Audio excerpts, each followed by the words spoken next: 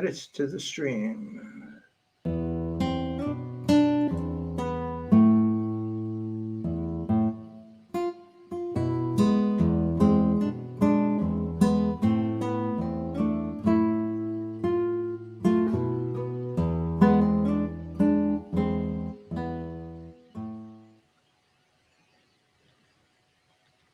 Okay, ladies and gentlemen, you're watching Going Viral from the West Coast to the East Coast or the East Coast to the West Coast. But right now, I'm on the West Coast. This is Ken Aaron.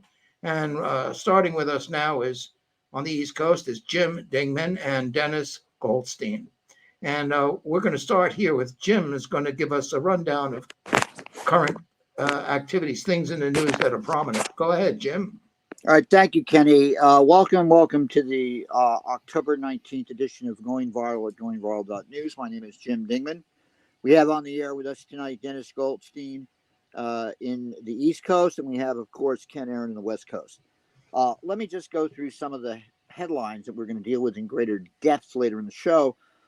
There was a study that came out about the impact of global warming on Africa. And we're going to try to deal with a whole bunch of African news items in the start of the show.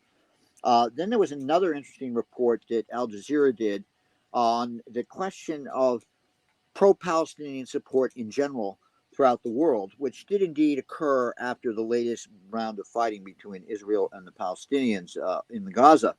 And we're going to listen to that and have some discussion about it. In other news, there's continued fallout about the coverage of Colin Powell from yesterday. We dealt with it on the show yesterday, but the issue of how Fox is dealing with it is they turned it right into a situation of, well, see, someone got vaccinated and look what it did to him. And Don Lemon yesterday on CNN did an interesting interview paid an interview that he did with General Powell a few years ago, where Powell was basically saying how he had probably been, Lemon asked him, well, are you responsible for Barack Obama having the opening run for president? And Powell made a humbling comment to him, basically said, look, I'm in the paths of others who fought against far greater odds than I ever did. And so I'm just in the continuing of that. And, people have all sorts of different impressions of Powell, and certainly Iraq is one of them. But Powell's a mixed bag. Now, another issue that is coming up is, and we're going to try to talk about this in greater length, is the latest state of where we're at with these bills in Congress. Representative Ocasio-Cortez talked about it. We're going to play some segments from the NewsHour from yesterday and today, because basically they've been doing the best job in following the vagaries of it day to day of all the broadcast networks I've seen, at least in the United States. Now, one thing about COVID is, COVID, of course, has changed the city forever in a lot of ways. And there's a great piece the BBC did on how nightlife has changed in New York, which basically, this woman was a photographer. She would stress dealing with women who were going partying, and then all of a sudden she switches to showing nobody in the street in her latest photography. There's a new book that came out, In Trump's Shadow, which is done by a NBC reporter, and essentially it talks about how he's looking ahead for 2024 and what's interesting and different about what's going on now with this.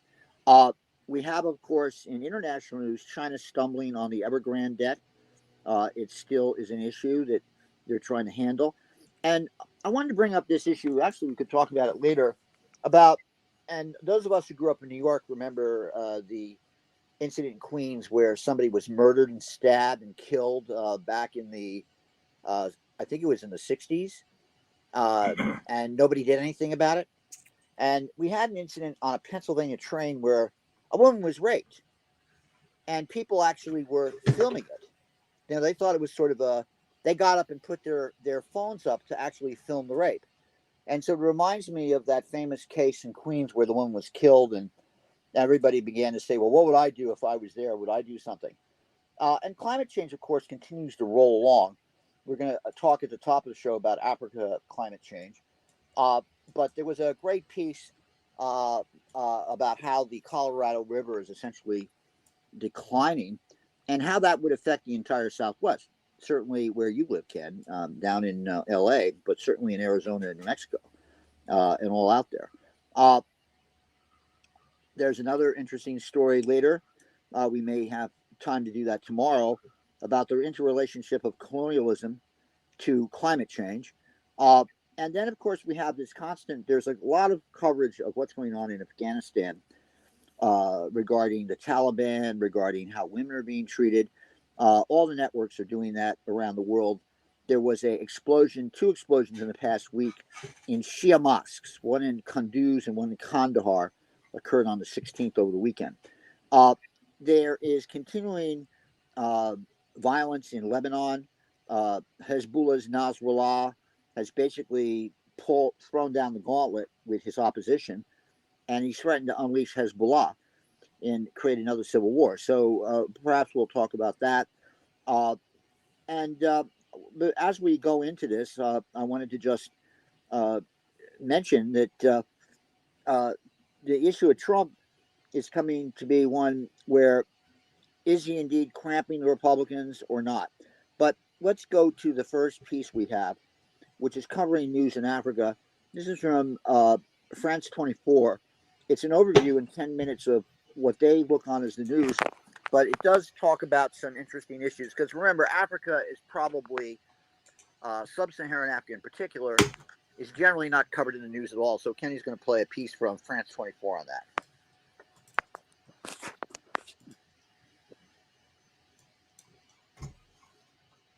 Jim, just let me know when to stop it. Just start it. Yeah, we're Thanks going very to go much through the for whole thing. staying with us. Time now for Eye on Africa with me, Georgia Calvin-Smith.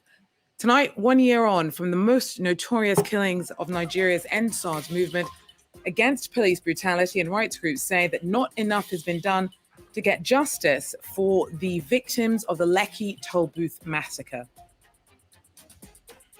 Also, Africa's glaciers could all be gone by 2040. The UN's forecast a grim toll for Africa for climate change. It's also warned that massive displacement, hunger, and extreme heat are in store for over 100 million of the continent's poorest. And in Pink October, we turn our attention to breast cancer awareness in Tunisia. Breast cancer is the most common cancer suffered by women, and campaigners are doing what they can to ramp up outreach efforts to get more people in for early screenings. But first, on the eve of the anniversary that at least 10 people were killed after Nigerian security forces violently cracked down on protests against police brutality in Lagos, Human Rights Watch has said that little progress has been made in holding anyone to account. Witnesses to the Lekki tollgate killings say that soldiers trapped protesters on site before police arrived and fatally opened fire. A judicial panel was set up to investigate the bloodshed, but it has limited authority over what authorities do once it does deliver its recommendations. Meanwhile, the issues that sparked the End SARS protest movement continue to impact the lives of Nigerians. Nicolas Chemin takes a look back to the day of the shootings. This is what the Lekki tollgate in Lagos looked like a year ago, the morning after the police shot at thousands of protesters. According to Amnesty International, at least 10 people died. The demonstrations were against the Special Anti-Robbery Squad, or SARS.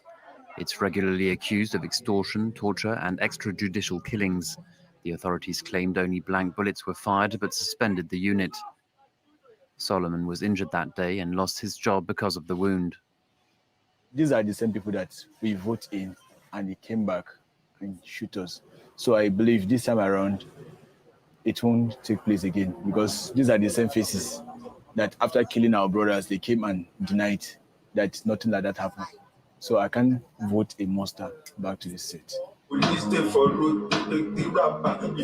Samuel has written a song about the protests. He was also injured a year ago during the demonstrations. I'm very angry because our leaders do not care about us. The way they are ruling us as if we are slaves. They are ruling us as if we are nobody. I feel sorry for this country. A judicial panel was set up last year to investigate the bloodshed and wider allegations of police abuses. Human rights activists say that there have been no in-depth reforms and that harassment from corrupt police officers continues. Well, truckloads of people turned up Tuesday to join a pro-military sit-in in Khartoum. The demonstrators have been camped out since Saturday, calling for the army to dissolve the civilian government.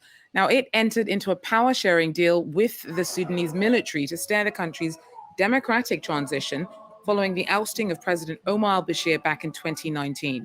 Now, political divisions have deepened since, and civilian officials accuse Bashir loyalists and the military of stirring up unrest. Facebook's shut down 2 large networks of fake news pages targeting Sudanese users. One network was linked to the RSF paramilitary. The other featured many profiles flagged as supporters of Bashir's former regime and agitating for a military takeover. Now, the UN said that 3 children were killed when Ethiopian forces launched airstrikes on the northern city of Mekele. Monday's assault on the capital of the Tigray region is an escalation of a year-long conflict between fighters from the Tigray People's Liberation Front and federal forces.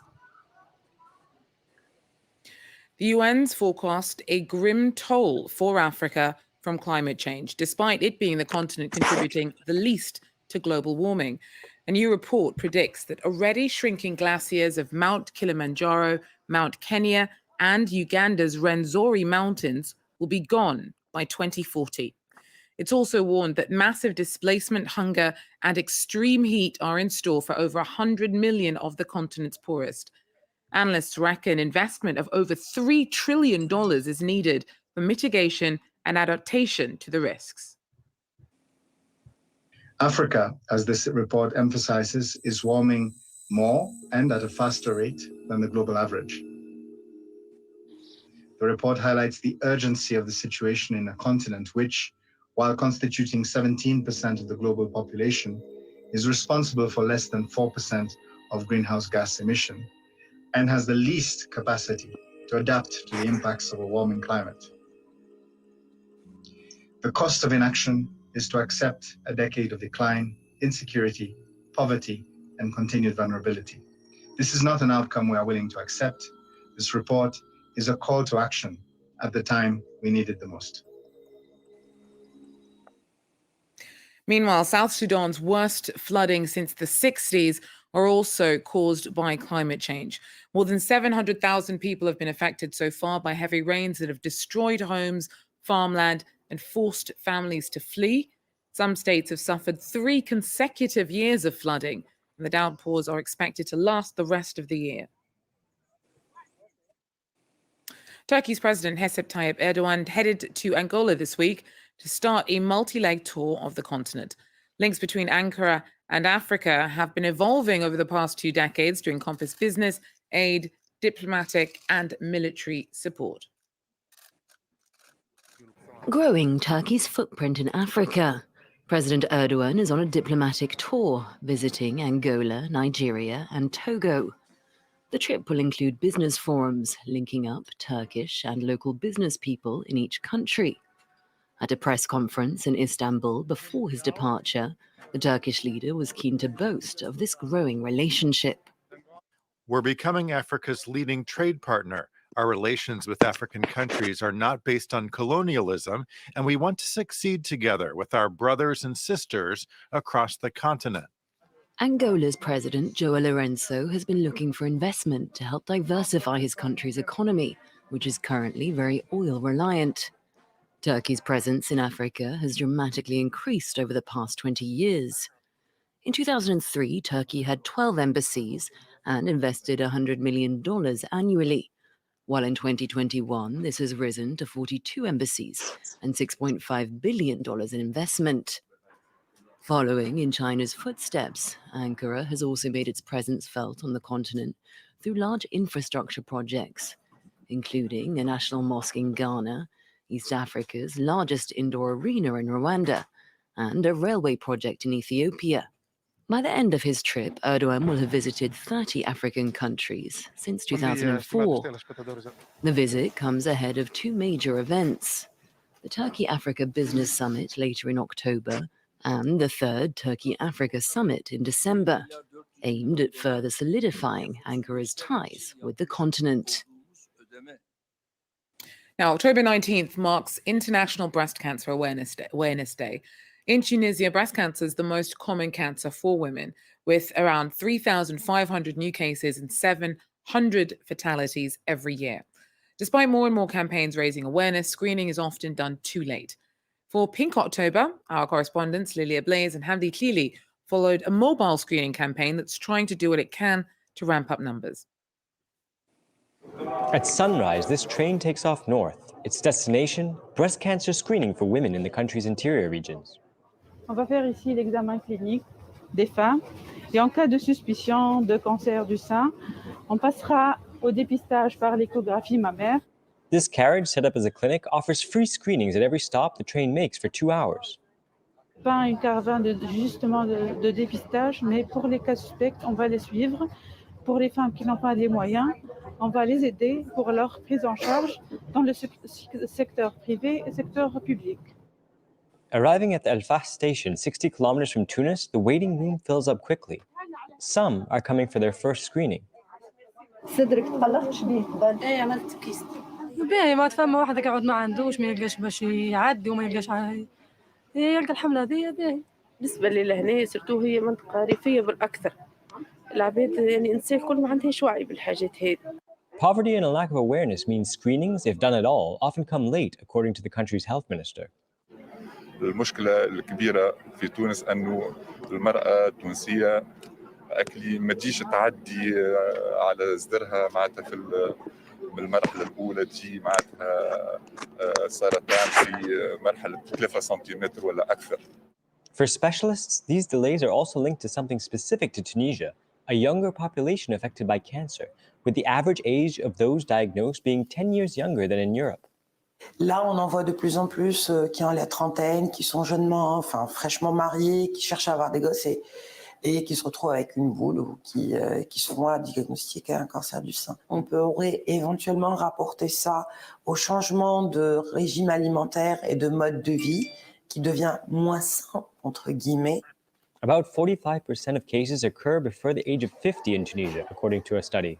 One reason to ramp up early screening throughout Pink October. Well, that's it for Eye on Africa for now. Thanks for joining us, and do so again if you can. Till then, take care.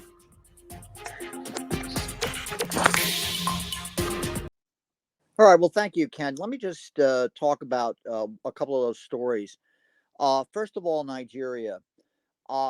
People generally associate the internal disorders in Nigeria with Boko Haram, which is in the northeast and northern provinces of Nigeria. But the SARS demonstrations were sort of down in the southwestern part of the country around Lagos. And what that was about was, as they described, it was essentially an anti-robbery squad that was developed a long time ago, I think in the 1970s. And as it evolved, it became essentially a secret police force. And it would be used by governments in power to go after their opponents, and in particular harassing the young people. And another thing that people tend to forget that was one of the aspects of the international dimensions of Occupy Wall Street was there was in that part of Nigeria, and we're talking about predominantly the Christian area of Nigeria, Lagos. Some people estimate it's the biggest city in the world. They have no idea how many people live there. Some people estimate it's close to 20 million. And remember, Nigeria has a population of 180 million. So you have 20 million people, possibly from all over Africa, but especially from all the different parts of Nigeria. And they had an Occupy Nigeria movement down there. And then if you go further east in Nigeria, into the Niger Delta area where the main oil production is located, there has been constant struggle over the control, the misuse of that energy. It's so screwed up there that Nigeria, which is a member of OPEC and an exporter, because of the lack of refinery space, they have to import refined gasoline into the country. So that's sort of interesting as a aspect of that. Now, the story about the World Health Organization, it's estimated that approximately 118 million people in Africa would face drought, if the glaciers vanish, because they actually supply the waters and rivers for irrigation, and the increase of extreme heat could shrink a whole continent's economy by about 3% in the next 20 years, which is a significant amount. So the calling for 50 billion of aid annually, and that's not, we're not, and of course that's not going to go down too well. Okay, Jim, which glaciers? Yeah. Which glaciers? There are, well, let's say like Mount Kilimanjaro. There's different mountains in Africa that actually have glaciers. They actually do skiing in Mount Kilimanjaro in Kenya. So there are few areas like this, but they do feed into major river river systems, water systems. So they're talking about them disappearing, and hence have the same kind of effect we see as in Greenland or in the Colorado River, which we mentioned earlier. So that's another interesting aspect of the story. Now, the final story of breast awareness was quite interesting because if we notice what's been going on in Tunisia lately, there's been was essentially a coup d'etat, if you will, where the president refused to recognize an election. So these are sort of enlightened policies in Tunisia, which actually, if you recall, was looked on as the sort of poster child of the Arab Spring positive. You know, they sort of overthrew the government. The Arab Spring actually started in Tunisia when some guy who was oppressed by the police burned himself alive. And then that spread the whole phenomena to oppose the established governments around the Middle East. And they did indeed topple that government. They forced the government to be overthrown. But in some ways, it's interesting to watch this breast awareness thing because it's sort of an aspect of the post liberation decolonization regimes, but also it's something could be looked on as a fluff piece for the regime that's in power. So that's just what I want to comment quickly about that. But anybody else want to add something about this? Dennis, you have something to say? Are you there, Dennis? Well, I'm here. Okay, what's your comments on these news reports from Africa? From Africa, Africa is a storm zone. The nations on the periphery are a storm zone. There's always a struggle there. People are being maltreated, and they fight back, but they're not organized in a revolutionary way. And the problem is they need to take power, the people, and they're not doing it. They're not organized. A lot of it has to do with U.S. imperialism, French imperialism, English imperialism, whatever, that has conquered the day. But they continue to rebel, and there continues to be disorder. There's disorder all over the place, and it's because of the imperialist system we live under. All right. Kenny, do you have some comments about these stories in Africa? Sure. There's too many people in Africa, and especially in relationship to the viability of living there. You know, what are they doing there? Waiting to starve to death? It's like the Jews in Germany. Get out. Okay? Stop having kids. China went to a one-child policy to pare down the number of people in China. Thank God. I mean, probably 100 million less washing machines on the planet because of that. Washing machines eat up resources. So you've got to confront that. The other part of this is when she said 700 people died, who cares? 700 people dying, was that in Tunisia? 700 people dying from breast cancer? I don't have the time right now operating because this format, I have to pay more attention. But you have to look up and say, what are the major causes of death and disease in the majority of countries in Africa? And I'm sure it's not breast cancer. I think, maybe some people are lucky if they live long enough to get breast cancer because they're dying from other things, malnutrition or malaria, et cetera. And so it's just out of information or considerations of importance has to be compared to other things of the same nature, comparable things that are comparable. So when you're talking about 700 people dying from breast cancer, you have to say, well, what else did they die from? Is breast cancer the biggest threat or not? Well, because it's a very big showboaty thing to come out with a super high tech train, and here we are to save your life from breast cancer. I can't do anything about the worms, or the problems with the water, or the problems with malnutrition, or the problems with Boko Haram. Let's just talk about the breast cancer. Come on, I got an X-ray machine. Sit down. We're going to give you a cup of tea. It's really a canard. I mean, it's really silly. It's like saying, hey, everybody, I got your watch. It's a brand new watch, highest tech.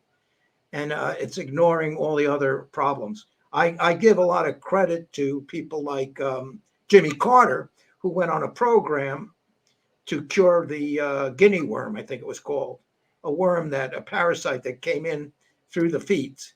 And he was very successful with that. I don't even know the numbers. There was also a man from India who went out and performed surgery and saved, 2 or 3 million, 4 million people from blindness. This is significant. Going down and checking for breast cancer, wonderful. It's just It's just show business. But the overall thing is this: idiocy.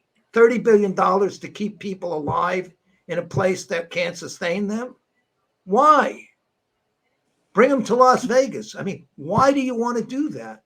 Why do you want to spend 30 billion, 30 trillion, whatever it is, keep throwing assets in there without enhancing the society or the infrastructure or the scene, so it's a place that sustains life? It's ridiculous. It's maintaining. It's just like some guy spending billions of dollars so he can live on a yacht that's the size of an apartment building. It's extravagant. So and it does nobody any favors, because if there's, I think who or somebody said by 2050 Africa will have 1.5 billion people, comparable to China and India. And then what? Are they all going to be there farming and running, living affluent lives? No, they're going to be in the same condition, because it's the rate of population growth exceeds the ability of the society to stabilize itself and become self-sufficient. So just throwing money at it's not going to do shit. And it's really just pretense of empathy. There's no empathy because there's no courage to look at the actual problems that have to be resolved, like literacy, marriage, sustainability, self-sufficiency, energy, agriculture. Chop down some more trees. It's crazy. So that I think it's just a fool's parody for people who want to get points because they want to go to heaven. So they want to get another light another candle in church. I was a good person. I saved a lot of babies from dying. Wasn't I a good guy? The babies are going to be tortured for the rest of their lives with insufficiency, or they're going to try and take the big risk to get into Europe, as long as Europe can continue to give support for indigents and say, well, I'm an indigent. Why don't I qualify? Let me in. So it's all insane and it's irresponsible, and the furthest thing from responsible empathy to improve the situation. So that's what I think. Oh, and the other thing, there's one last thing. I got to make a statement here. I get confused personally. I have lived. My mental capabilities are deteriorating, so I don't understand how this woman can say that the floods in I forget what country it was, the floods in Somalia, wherever it was, the floods. Sudan. That's because of climate change. Okay. And the drought in California, that's because of climate change. But what about my runny nose? Is that because of climate change? They just say it's because of climate change. I don't understand. Too much water, not enough water, climate change. Man leaves his wife with 4 kids, abandons her. Climate change. It's just they say climate change.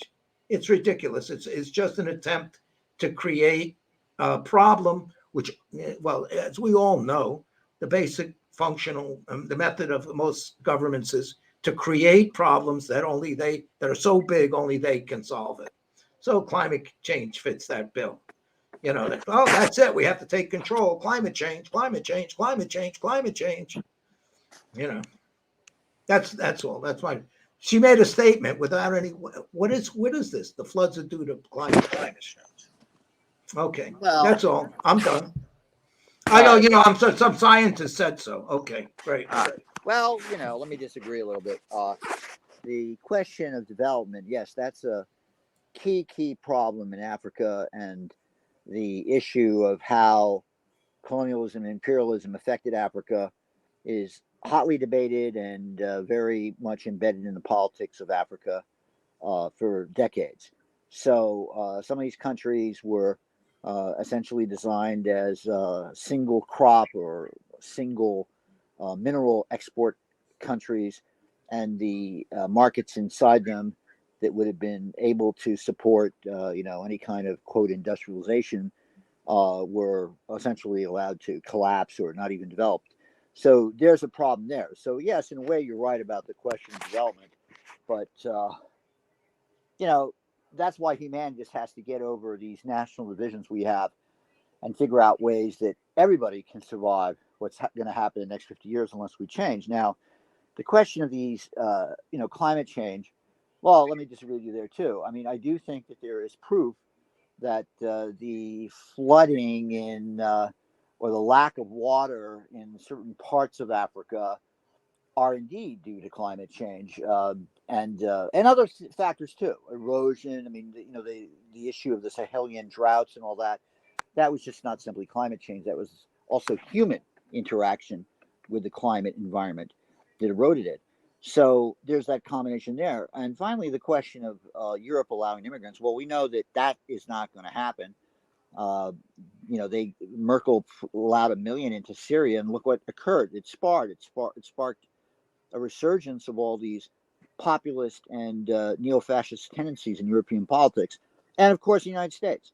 The Daily Mail right now is tracking a bunch of Haitian immigrants that are coming through the Darien Gap. That's the 66-mile gap down there, where these folks have to basically cross a 7-day jungle trek. And who knows what's going to happen to these people? They're probably going to get stopped. They're in Panama right now. Will they get beyond Panama to Costa Rica? Will they get beyond Costa Rica to Honduras, et cetera? Because what's the alternative? To be returned back to Port-au-Prince? And that just leads me to, before we go to the next piece, I just wanted to talk about some of the other stories. A dollar number, when we talk about Haiti, has been given for the missionaries who were abducted, $17 million. Also, I think we should start a GoFundMe for that. That's not a lot of money. It's not a lot of money. Well, we'll see what happens with all this because, they're going to now, they're actually, the gangs, the dysfunction of the government is so intense that they're marching in the streets in the areas they control. It's quite astounding. Coincidentally, there were reports about gangs in Haiti that we didn't get to cover in previous shows about 2 weeks ago, because the gang situation in Haiti is very severe, similar to Mexico or Colombia. Right. Perhaps worse. Right. Yeah. That's you're right. That's worthy of looking at in detail. Also today in the United States, Oleg Deripaska's mansion was raided by the FBI. In international news, North Korea tested a new type of submarine-launched ballistic missile, and then the United States, of course, is reacting to this hypersonic missile test of China. In trials around the world, this shows you how the lingering impact of World War II is. There's a 96-year-old woman who's on trial for the murders of 11,000 people when she was a part of the concentration camp system as a young woman.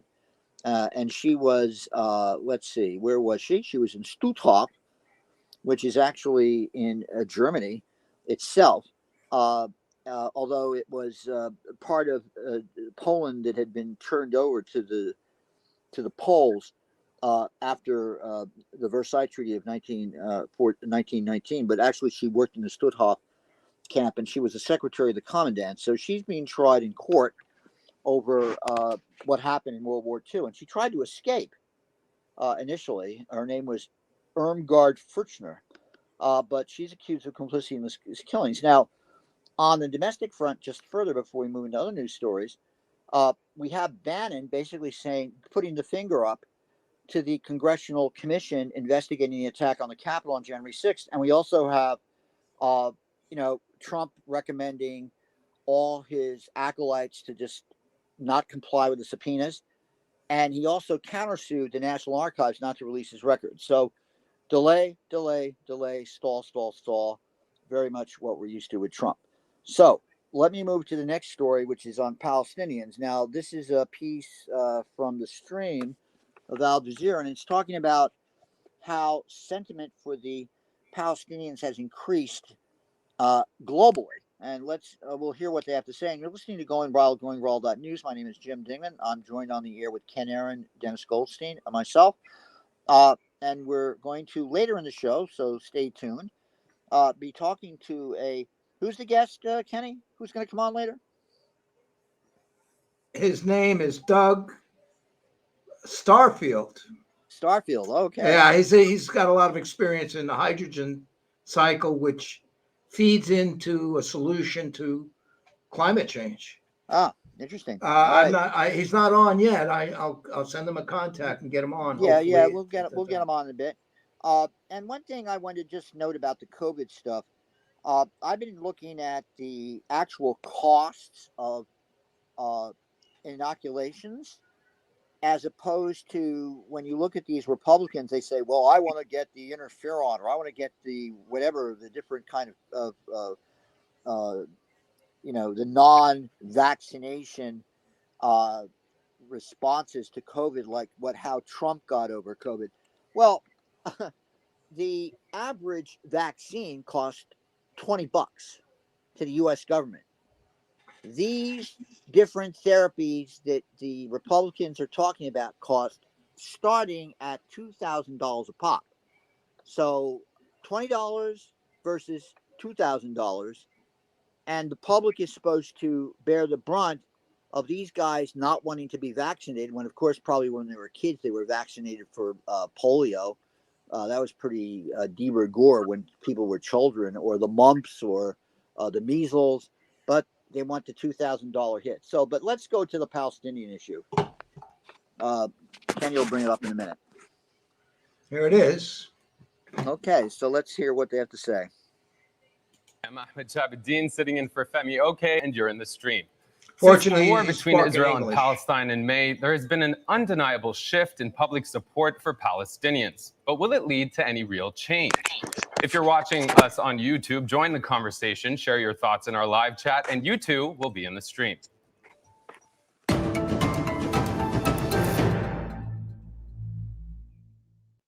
After the latest escalation in violence in Gaza and the occupied West Bank, a growing number of people in the U.S. believe the government should be putting more pressure on Israel. For the first time ever, a majority of Democrats, 53%, want to see more pressure on the Israelis. That's up from 43% in 2018. And these numbers are seeing an extra large bump among liberal and progressive youth. Now, last month, the United Kingdom's Labour Party passed a motion labeling Israel an apartheid state, following in the footsteps of leading human rights groups such as Israel's B'Tselem and Human Rights Watch. Here's Olivia Cotby-Smith of the Boycott, Divestment, Sanctions Movement. Here it is, okay? Super tasty. I'm gonna have one before I go so I can fuel up properly. The global solidarity with Palestinian liberation since May has been unprecedented, and it has reached new heights. And this is really due to several key factors. One of them is that Palestinian unity across historic Palestine and the diaspora has really been historic in challenging colonial fragmentation. Another factor is that the BDS movement and our global partners have been working on planting these seeds of solidarity for many years. Another factor is that Israel's steady shift to the far right, its alliances with fascist parties and dictatorships, has resulted in it losing the liberal mainstream, along with its exportation of weapons and surveillance and violations of human rights in Palestine and globally. Here to discuss that growing solidarity in New York, Mohammed El-Kurd. He's an award-winning writer and poet from Jerusalem, occupied Palestine. In Brooklyn, Linda Sarsour. She's the executive director of Empower Change, a mass movement of diverse U.S. Muslims and allies fighting for a future free from Islamophobia and white supremacy. And last but not least, in London, rapper and campaigner Low-Key joins us as well. Welcome to the stream. So pleased to have you all with us. Mohammed, I want to get straight to it. Earlier this summer, I saw you appear on MSNBC, and you explained that this is the second time you're being thrown out of your home by Israeli settlers. I think your father's third time, and if your grandmother was alive, I think it'd be her fourth or fifth time. Now, you then asked whether U.S. taxpayers really want to be spending $3.8 billion for the demolition of your home during a pandemic while so many Americans are struggling. Since then, it's been difficult not to notice that you've gained hundreds of thousands of followers on social media. The world certainly seems to be paying more attention. What do you think is behind this renewed attention and the shift in perception, specifically in the US, but also across the world? Thank you so much, Ahmed, for having me. I think, there was and continues to be in my lifetime a hunger to listen to Palestinian voices on the ground, to understand the Palestinian perspective that merely reflects the material reality of the Zionist and Israeli aggression that we face as Palestinians. And so when Palestinians started taking on to social media, this apparently nuanced, complex, micro, hard to digest issue became actually a pretty easy to understand issue, became a pretty easily identifiable problem of colonization, of a colonizer versus a colonizer, problem of a settler from, Long Island coming to a Palestinian home in Sheikh Jarrah. It became a pretty easy to understand. And I think this resulted in a huge shift of perception of narrativizing in the streets. Now, I think we also need to be pushing for an institutional shift, right? This shift in the streets needs to translate systemically. Governments at large, not just the United States government, are not respecting or reflecting their citizens' wishes of pressuring and sanctioning the Israeli occupations, of tending to their own personal needs, be it healthcare or a better education or clean water in the case of Flint. Yeah, Mohammed, you raised the priority perspective. Linda, do you agree with Mohammed? Anything to add as to what's really at the crux of this shift? And is it a significant shift, in your opinion? Hi, my name's Snehal Patel, and I'm the founder of Simpler Hair Color, a safer and simpler way to dye your hair and beard delivered directly to your door, instead of the complicated old way where you've got to mix messy liquids containing harmful ingredients like PPD and lead acetate, which are really bad for your body. We've developed a simpler way with safer ingredients that are gentler on your skin. Now, you might be thinking, hey guy, man up. You need to own your grays. Well, tell that to 6-time world champion powerlifter, my man C.T. Fletcher. Absolutely, it's a significant shift. I think what's behind it also is social media. It's about not being able to deny the stories directly coming from those who are the most directly impacted. It's about playing to people's values and principles. And when people see, and you ask somebody here in New York a question and say, hey, what would you do if somebody just came to your home and literally tried to forcefully remove you? People were like, this is unjust, this is unacceptable.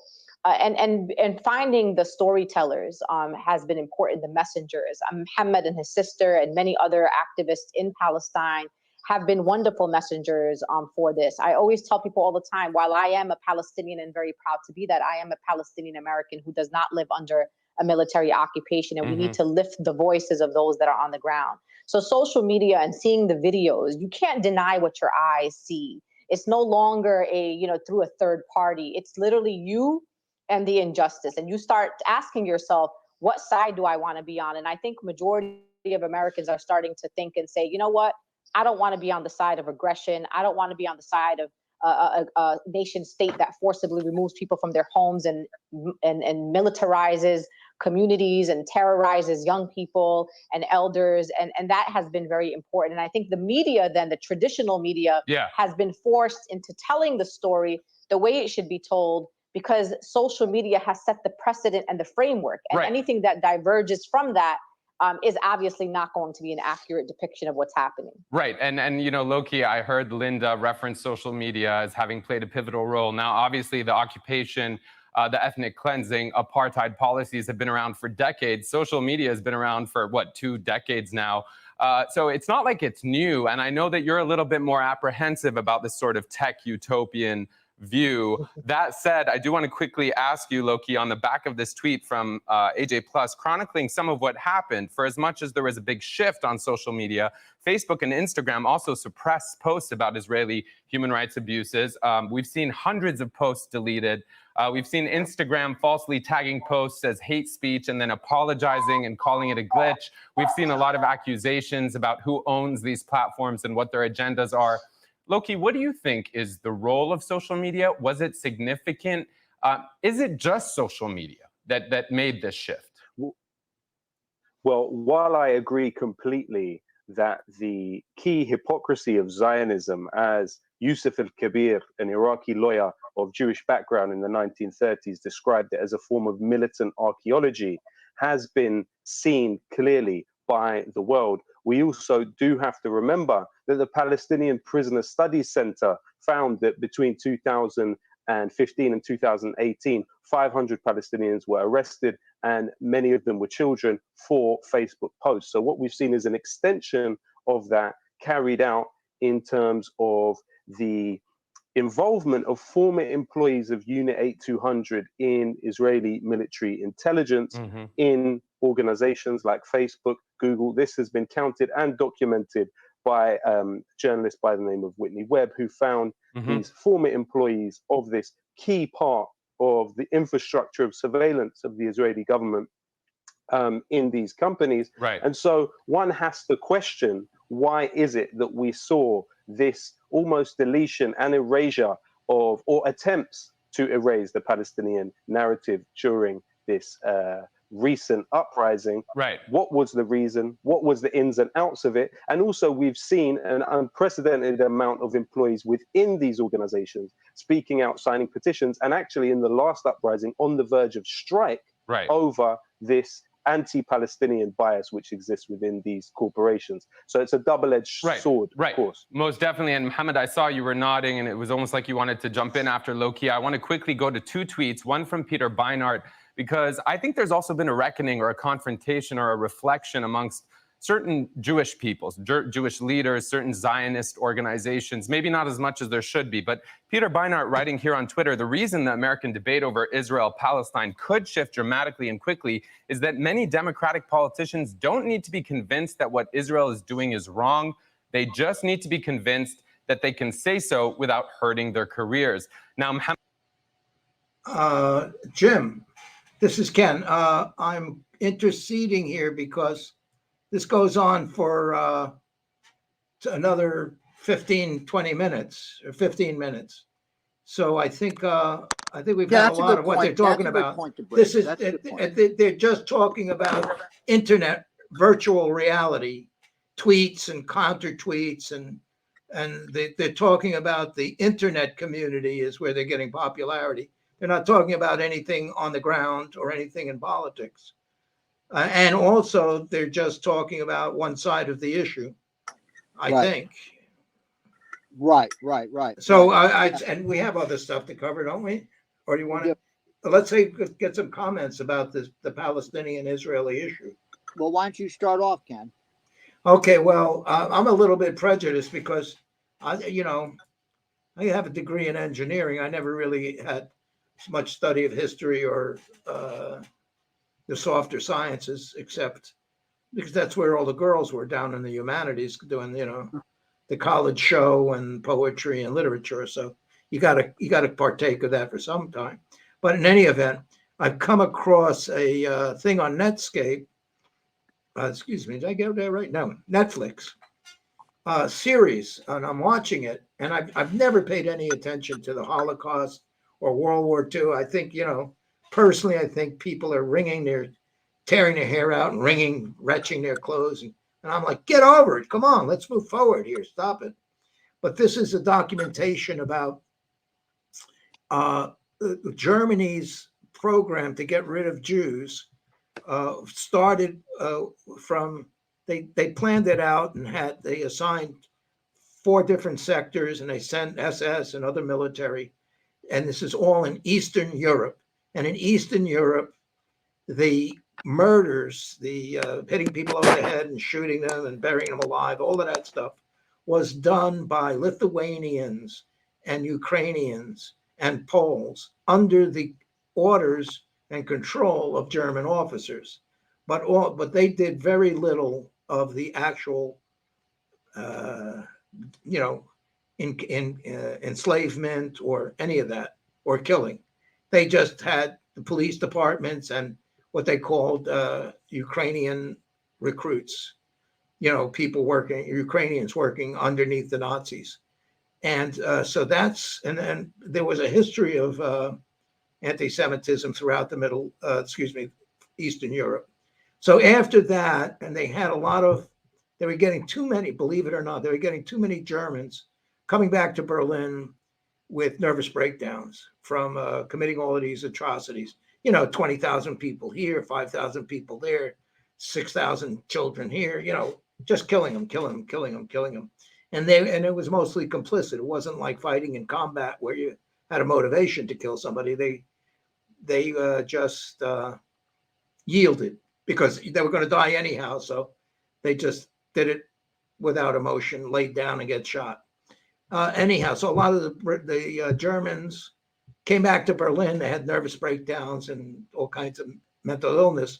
So they devised, for now getting the Jews in Western Europe, they devised the extermination with the gas chambers. And because it was less involvement, less one-on-one killing, it could be more abstract, like Americans dropping bombs. You don't have any concern about who gets hit. All I did is I pulled a lever and something fell out of the airplane. I didn't kill anybody. So that's the way to depersonalize it. So I'm not blaming the Germans and removing the guilt of other countries which have engaged in war or other forms of genocide. It seems like it's a characteristic of most societies. I'm sure there's some societies where they don't do that, and there are also platypuses, but they're not the major part of the animal kingdom. So therefore, I have a prejudice. Oh, there was one other thing that was very interesting about it, which I can't quite remember now. Maybe it'll come back. But in any event, the Jews have suffered a lot. So, and every time you see these, the thing about these documentaries is this isn't just people talking. They've got the photographs, mostly photographs and videos taken by the Germans to document the policies and how effective it was. So it's all there. So, there's no Holocaust denial. The documents, I saw the documents, it says, 11 million Jews are killed. These are German documents. These are not by some, crazy person who wants to attack Germany. These are the German officials, estimated 11 million Jews, and also gypsies, and also partisans, and also Russian soldiers. They starved to death 600,000 Russian soldiers, by surrounding them and so forth. Very, very ruthless. And so I'm a little bit prejudiced. And then when you look up the history of Israel, the Jews getting into Israel, repopulating Israel, kicking the non-Israelis out, probably very abusively. And the day that they were declared, like 2 days later, 6 countries attacked them. Not much empathy there. They just attacked them, tanks, really aggressively. And miraculously, there were like 3 or 4 wars. I don't go into the details. It was miraculous that Israel survived. You could say, they had assistance from outside, but it was very fortunate for them that they were able to persist. And so I'm not saying that they have the right to torture or starve to death the Palestinians. I wish, if I was religious, I would pray that Israel would do whatever they could to make Palestine successful to show their own ability to nurture even people who are antagonistic to them or might be antagonistic to them, because certainly the Arab states have switched their position, like Jordan and the ones that Trump got to sign over. He gave them a bribe or whatever he did. Morocco, I think.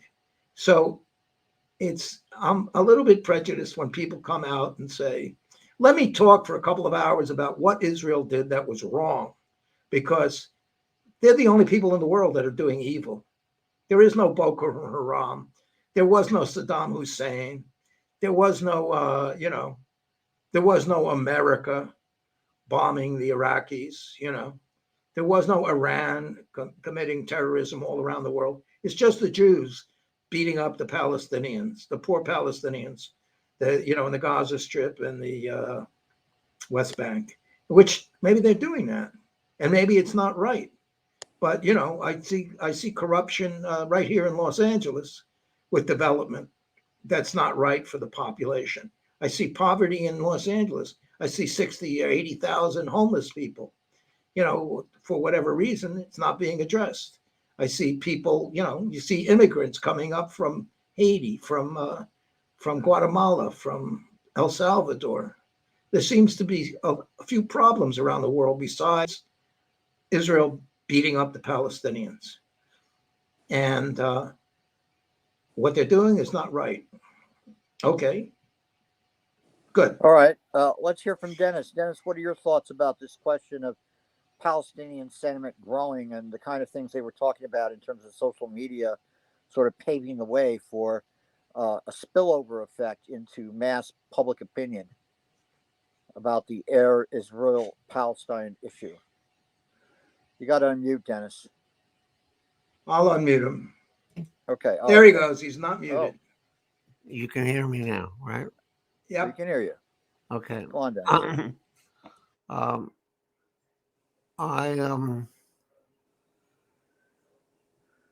I think the Israelis are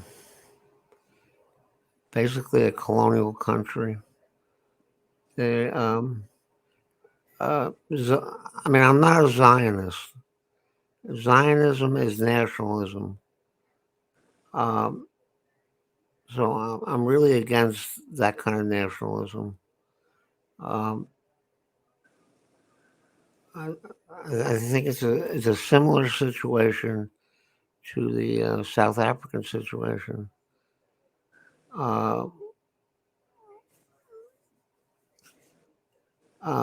I've had a lot of interactions with Israelis, and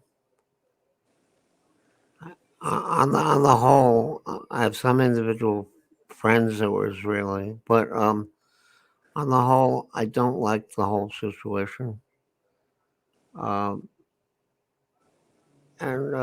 if you go back to the World War II era and before, most Jews were not Zionists, and I'm really against that kind of nationalism. I think that they're what's the word I'm thinking of? They're colonialists. Colonial settler regime. Excuse me? Colonial settler regime. Yes, that's it. Colonial settler regime. But that's what the United States is, a colonial settler regime. We got rid of the Indians as best we could.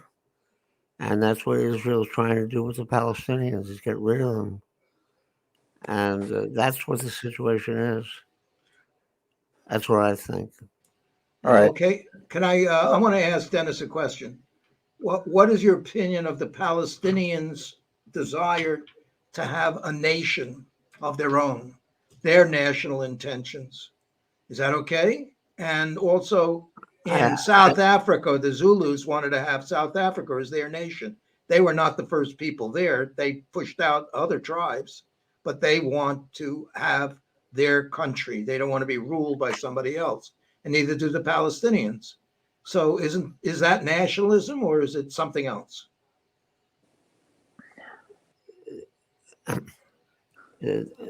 Well, the point is, you're talking about the people who are oppressed by the people who came there to oppress them, and I mean, all the Indian tribes, what we call tribes, consider themselves nations. They still consider themselves nations in the United States. So I don't know about nationalism.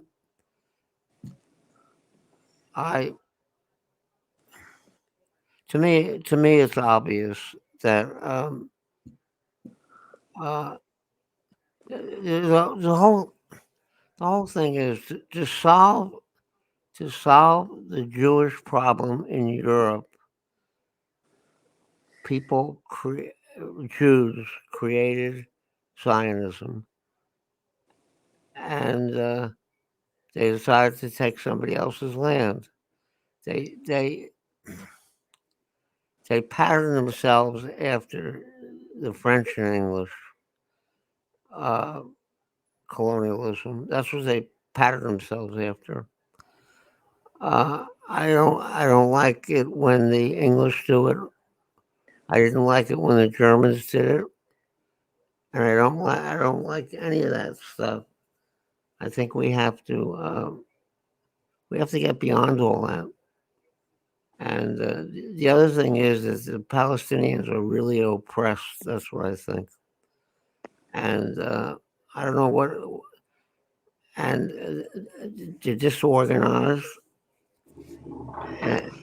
And the main thing is settler colonialism.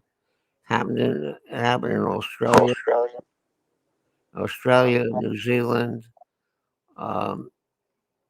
It happened in South Africa. I'm against that, and that's what I see as a problem. It's we have enough production to take care of the whole world if we organize it differently, and we can also solve the global warming problem if we organize differently, and that's what we need to do, or else we're finished as a species if we disorganize the environment to the point where it does not support human and other life forms. So I think we can all agree with that. Right. So we need to organize differently. I saw two. Let me just say this, change the subject a little bit, but it's on the same thing. There were two articles today in the newsletters I received, back to back. One, and they were talking about the United States and China cooperating to solve the environmental problem. And I think something like that has to happen. And all this stuff, I mean, I feel the United States and China should be cooperating. And to the extent that the people who run this country don't want to cooperate, I would like to get rid of them, which means that I would like everybody to start rebelling. Right. I think. What do you mean get rid of them? I don't understand that. What? Define get rid of them. Make them we should have a different radical policies to solve problems instead of policies to continue to dominate the world. How's that? I don't want to dominate the world. Okay. Let me leave it at that. I come out of like you guys, I come out of the Vietnam War period. I'm against imperialism. I'm against all the stuff that we were against 50 years ago. I'm still against it. And I don't think that we should be supporting, if you want to go back to Israel, I don't think we should be supporting the oppression of the Palestinian people. Okay. Good. It's succinctly stated. Obviously, Okay. very clear. That's it. That's Okay. it. All right. Hey, Jim, do you All want right, to move well, on to that let me just make a quick video comment. with? Let me make a quick comment on this. Oh yeah, go ahead. Go ahead. The issue of the Palestinians increasing their ability, as you know, you heard these guys discuss. Well, the narratives are being put forth. Who's the storyteller? That's very evident in the dialogues you see about social media and communication for the past 20 years. And I remember the first time after heard these guys talk like that, I said, "What the hell are they talking about? Storytelling?" But it becomes whose truth is the right truth, or whose truth is my truth. There's no doubt that if you show a city like Hebron on the West Bank, and you have these situations where you see people from, as he mentioned, Long Island, Queens, or Brooklyn, coming to Hebron and claiming that because they believe in the certain interpretation of the Old Testament, that the house next door that a Palestinian lives in is their land, and that they further will buy that land out in all sorts of different kind of real estate things. Well, it sort of gives you a different impression about what is going on. It's certainly different than watching a kibbutznik valiantly set up and fight its way against hordes of Arab troops, as you see in a movie like Exodus. Very different kind of vibe you get from that kind of stuff. And when and I've watched all of them. I used to sit there and cover Human Rights Watch Film Festival, and they would get lots of movies in like that, done by Palestinian and Israeli filmmakers or filmmakers from the rest of the world. So the question that Kenny went into a long explanation about the Holocaust. To me, the Holocaust remains a inviolable lesson for humanity.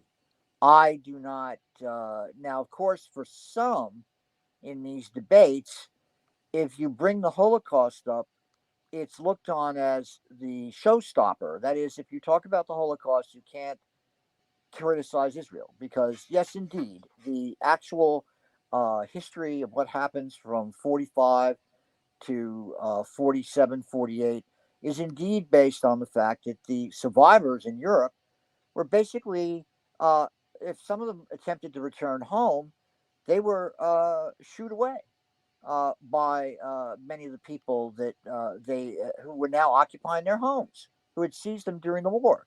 And, to go to Israel seemed like a reasonable alternative. And of course, there were elements that were, aiming to stir those remnants of people to Israel. Although the place that they wanted to go to more than anywhere else was America, of course. When you look at polling done in the camps, that was a viable alternative. Now we know that anti-Semitism was alive and well, and certainly before World War II in the United States, anti-Semitism was very high in the population. It was always acting as a deterrent to FDR taking any action to save European Jews. So, and even if you look at a movie like Anti-Mame, which has that great line, she doesn't want her son to marry her grandson to marry an Aryan from Darien. I always remember that line. So there was really anti-Semitism in America that was very strong, and it eroded during the war. The war tore that apart, but it was still alive and well. We see it alive and well now.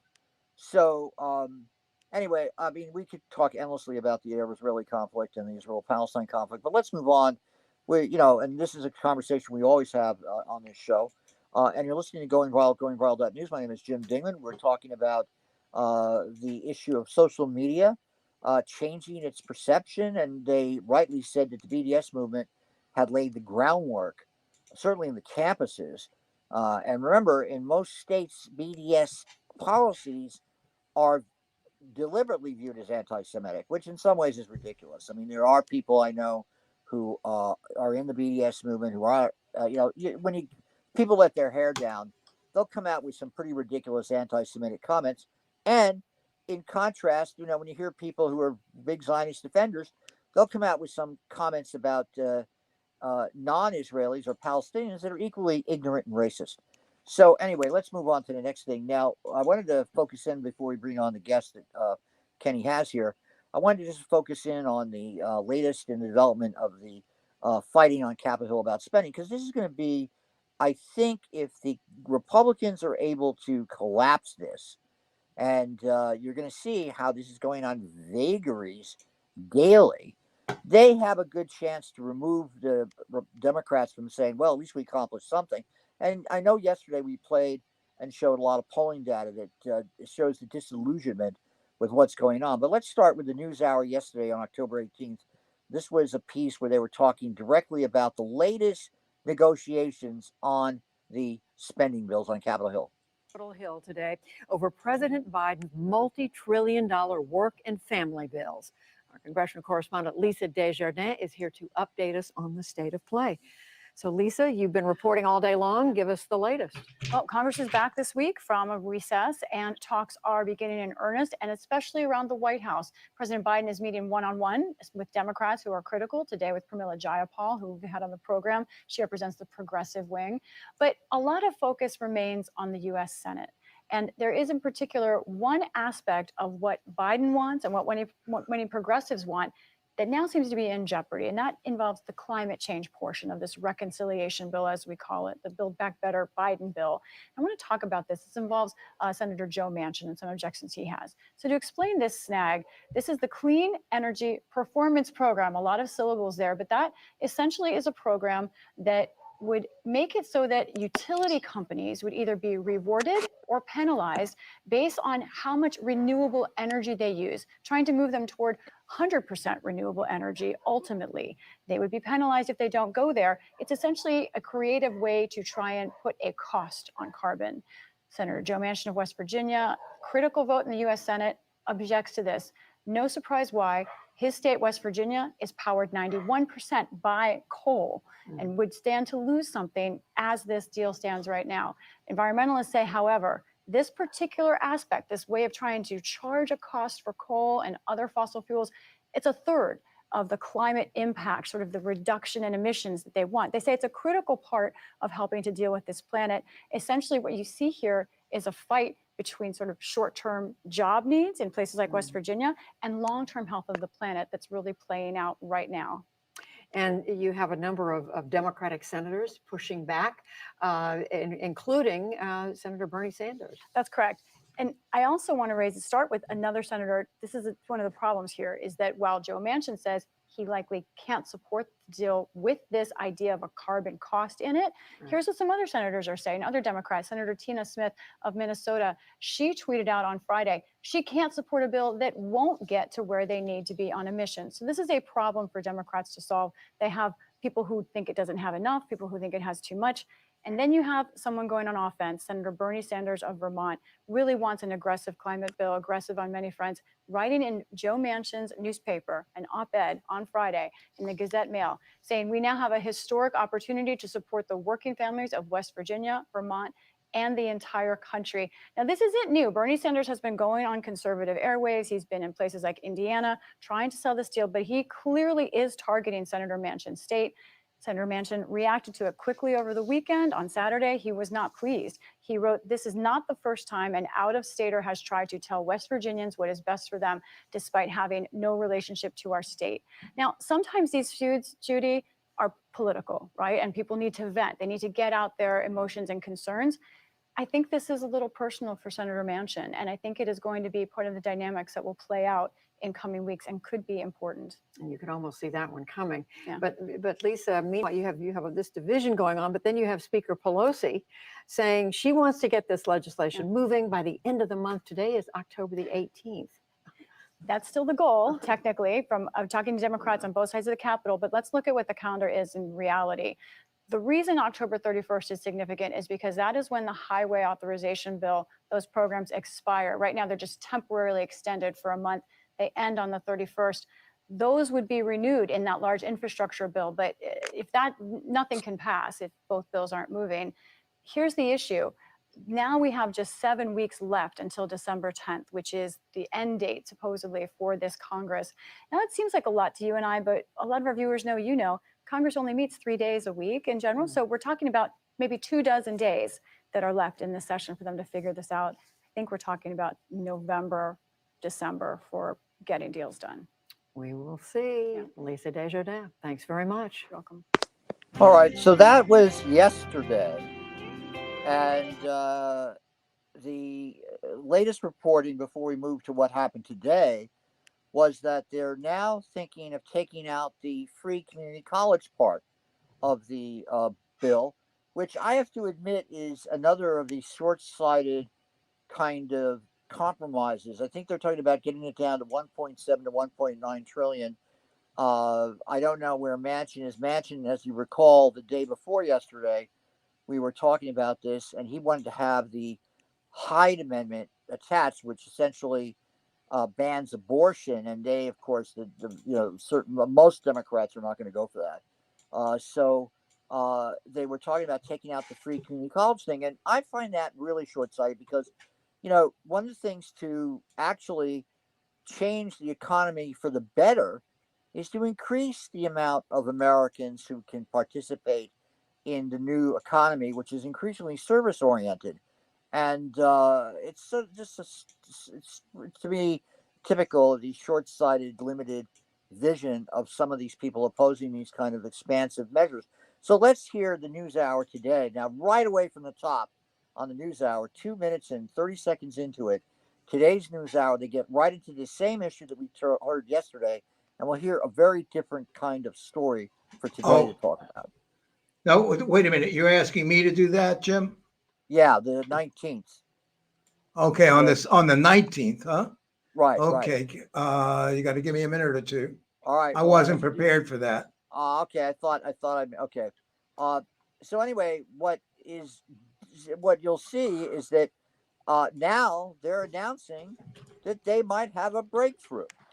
That there might be a breakthrough. We'll see how long that lasts, because who knows how long that will last. But this was announced today in the news hour, and I guess we'll hear from Lisa Desjardins and Yamiche Alcindor.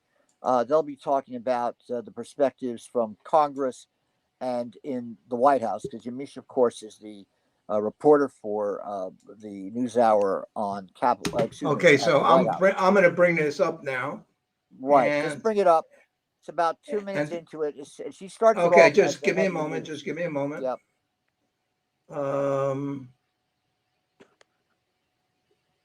Let's see if this is it. Oh, Michael Jankowitz is here. Okay. Mike is let's here. See. Let's see this. And rethinking college, how historic Black colleges and universities are using federal. You want to go to 2 minutes, right? Yeah, 2 minutes. And our U.S. Tonight that an agreement. There you go.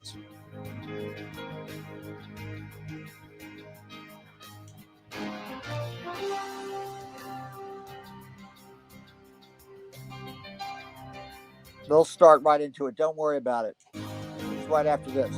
Okay, great.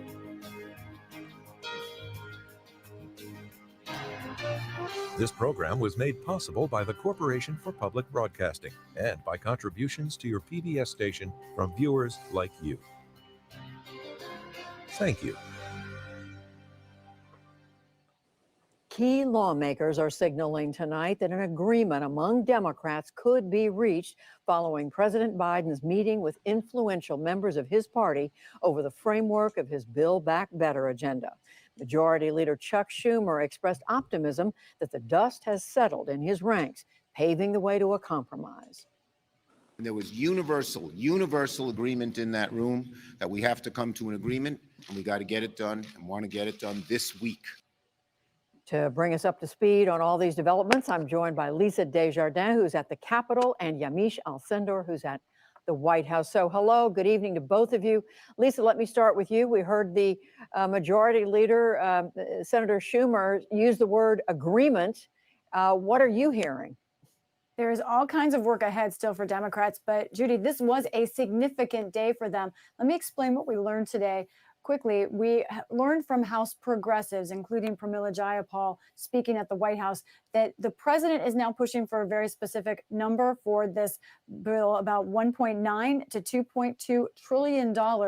Now, this also happened on the same day as Senate Democrats, as you heard from Senate Leader Chuck Schumer say, they would like a framework this week. They came out of perhaps their most unifying and most positive meeting on this issue yet, saying that they are going to try and actually figure out what this bill will look like this week.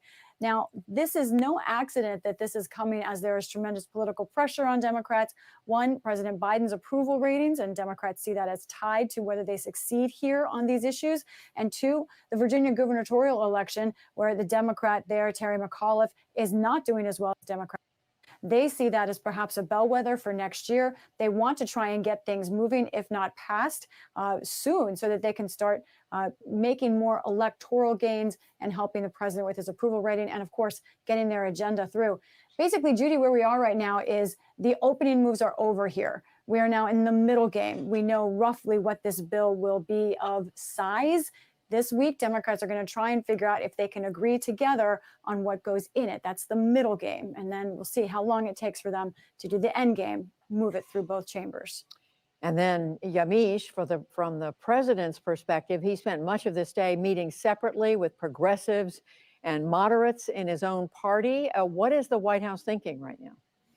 Well, the president really is spending much of his time trying to get Democratic lawmakers on the same page. It's something he's been trying to do for weeks, but today was significant in the fact that he met with both Senator Sinema as well as Senator Manchin, as well as a group of House progressives, as well as a group of House moderates. Now, here the president is saying essentially to all of the members of his party, we need to get together. We need to close this out. Now, the president is talking now about specific numbers. We've been reporting that it was probably going to end up around $2 trillion. So here is the president really talking through both moderates to try to make sure that they can go down on the initial $3.5 trillion, but also to Senator Manchin, who wanted at times $1.5 trillion, a number that he had been floating since the summer.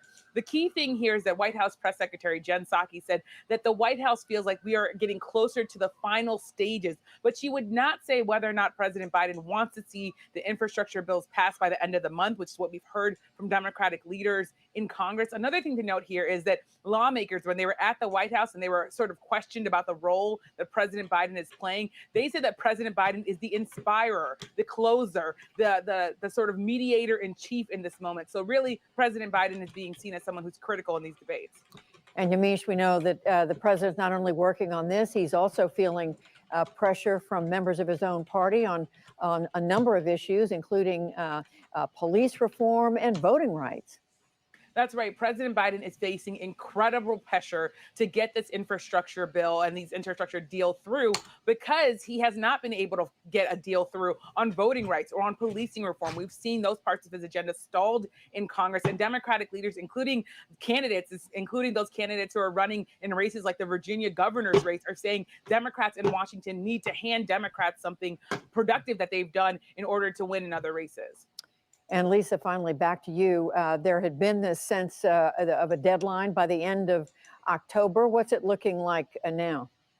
Yeah, I don't think they can get a full bill by then, but they are talking Turkey, Judy. Already we can report that one major item, that climate pricing item that we talked about last night, is likely out of negotiations. From here, now Democrats have to choose from everything else: healthcare, childcare, the rest of the climate package, housing, all of that. What will remain in this bill? Those talks will start right now. Well, all behind closed doors, but it sounds like some movement today. Lisa Desjardins, Yamiche Alcindor, thank you both. All right, thank you, Kenny. Now, whoops, let me pull that out. Knock it out there. Yeah. You just have to stop it. Now, one thing, we've been talking about this, as everybody here knows, pretty extensively. And you can see that if they took out that part of the climate bill, that was a sort of a bone to Senator Manchin of West Virginia, because he was opposed to that because it would actually impact on him. on his businesses. I mean, that's been brought up. And then with Kirsten Sinema, she's actually facing lowering polling in terms of her primary that will come up. So Kirsten Sinema actually could be defeated by a Democratic challenger in the state of Arizona. That's what recent polling has shown. So these are sort of interesting developments. But let's bring Michael in. Michael, you haven't had a chance to chime in about this beforehand. We were playing a piece. I don't know if you were able to catch on to the piece that we played about how in Palestinian social media it has started to change the way people are perceiving the Israel-Palestine topic. But what's your assessment or comments on these latest developments in these budget battles on Capitol Hill? Mike, you have to unmute. Oh, I guess Kenny can do that, right? Yeah, there you go. No. Can you hear me? Yes, we can hear you. Go on, Mike. Okay. Well, first of all, fill me in. What was the piece about the Palestinian changing the argument about the man? Fill me in again. What was that? The Palestinians are talking about on the internet. They're what? I'm sorry. On the internet. There's a lot of support for the Palestinians, which may fall over to the real world. Well, all right. I could say on the internet, there's a lot of talk about a lot of things. It's mainly a lot of talk. I don't know. I do feel there's a problem with the Israeli right wing and this whole thing about saying all the land is ours, et cetera, et cetera. But on the other hand, I'm getting strong, some certain sectors of the Palestinian cause, certain people are supporting the Palestinian cause, not all of them, thankfully. I'm getting I'm hearing a lot of racism, which is in the form of anti-Semitism. So, I don't know. That's a huge topic. As for what I just heard, which is about the Democrats, and what I did hear, I'm more able to comment on right now. As for the Democrats finally coming together and coming to some agreement, I think, stepping back and looking at it, I mean, to say it's a major accomplishment that the Democrats came together on this and that they may have an agreement, forgetting about the Republicans. I mean, that tells me that getting any of this stuff done is a real uphill battle. Leaving off the environmental stuff, I'm sorry. Everybody, I know Joe Manchin has coal interests, et cetera, but, if we leave out the working towards hopefully solving the environmental catastrophe that we're heading for, or excuse me, that we've started already, that we're already in, and just at the beginning, leaving that out of any equation is basically sticking your head in the sand, if not up your own rear end. So I don't know. I mean, it was just again. I mean, the Republicans. I think both political parties are ripping themselves apart. But then again, the country's ripping itself apart. So, and probably the world. So what the hell? All right, let's bring Dennis in. Dennis, your comments on all this. I agree with Ken.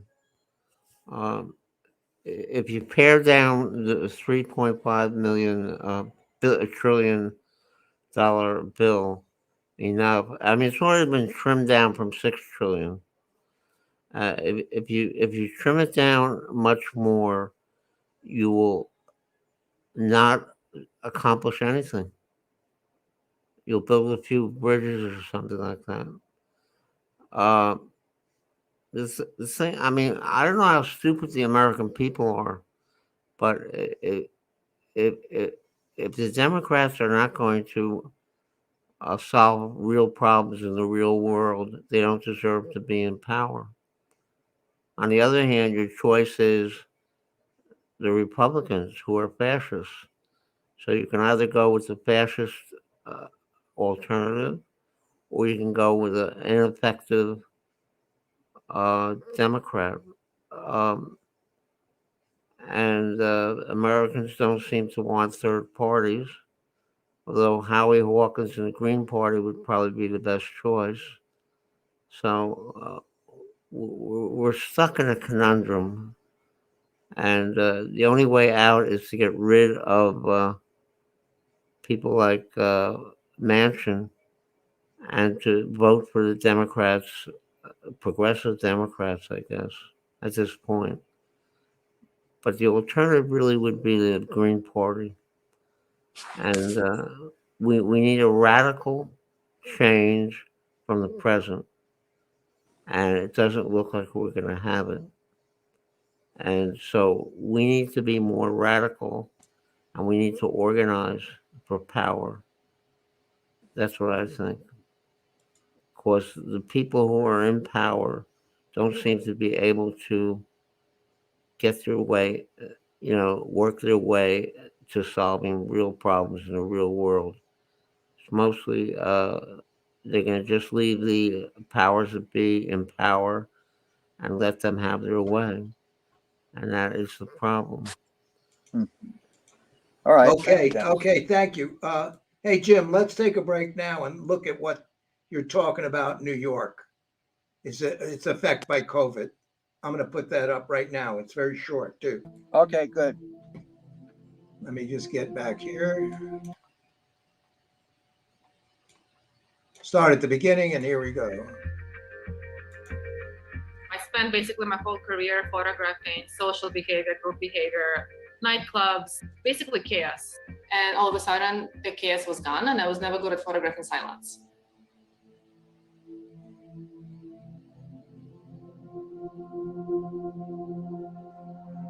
My name is Dino Lotovsky. I'm a documentary photographer based in New York City. I've been living here since I immigrated with my family from Ukraine. That's pretty much how I started in photography. I just decided to take a camera to the subjects that I was interested in, which was at that time partying. It's a spectacle. So I was looking for women who were dressed up, going out, the way they were carrying themselves. I was looking at the men, looking at the women, and again, in a very blatant manner. So just kind of following the gazes.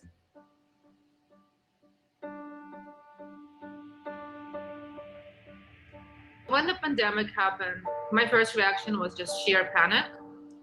All the social life is gone, all the nightclubs are closed.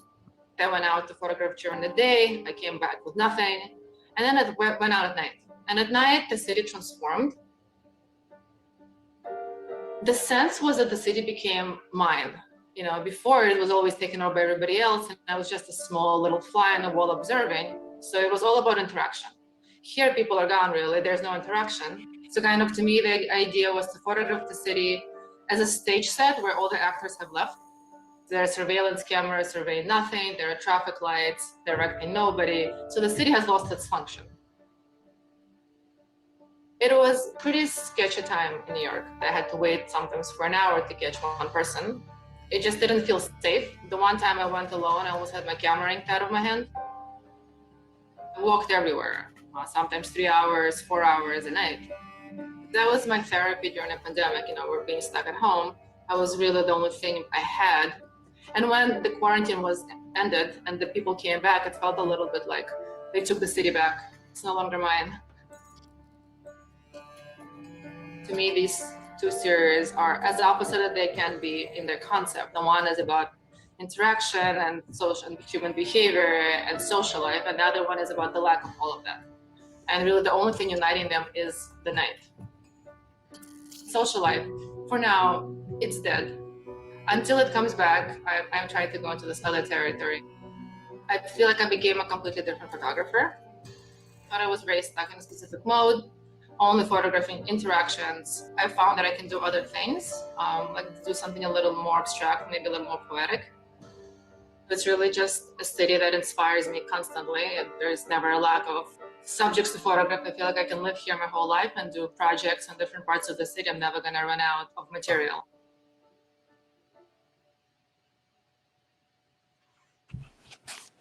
And that was the BBC doing a short piece of, frankly, rather powerful to look at, because that indeed was what the city was like at the height of the pandemic: emptiness and nobody on the streets. Quite profound. She's a really good photographer. She became a very good photographer. Indeed, indeed. Now, just coming up, Ken is going to bring on a guest. It's the first time in a month. Well, no, Kabash. He's overloaded with work. He's not available. I have some videos, but I could tell you what it was about. And we could play one of these videos. It's a hopeful thing. He's been working with hydrogen systems for about 35 years. And he's a technical, like a project engineer, technician. And he's got all of the details. But the story, the basic story is from a layman's viewpoint, which I assume we all consider ourselves laymen, not chemistry professors, that hydrogen has a very efficient conversion rate.